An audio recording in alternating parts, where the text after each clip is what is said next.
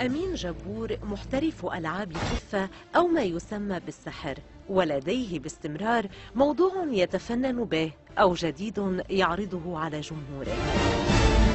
الليلة مش مثل كل ليلة، الليلة اللي حأعمله شبه مستحيل. الفيرسيون تبعيتي الليلة إنه اختفي من الأرض وأظهر محل تاني. أحب أمين أن يخص برنامج للنشر بلعبة سحر يخوضها للمرة الأولى، وهي مستوحاة من الساحرين العالميين ديفيد كوبرفيلد وكريس أنجل.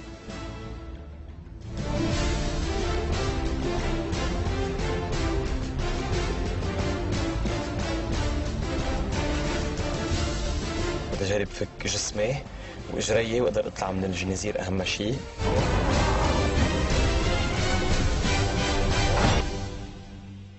لكن حظه خانه مع برنامجنا، فتداعى الساتر وانكشف المستور. اللي عم تحضروني بالبيت كبار أو صغار ما تجربوا تعملوا اللي أنا حأعمله الليلة. والصندوق الذي كان من المفترض أن يكون أمين بداخله ظهر فارغا. أنت ما حسيت شيء إيه؟ لا ما تحكي شيء بشرفك بيسألوك.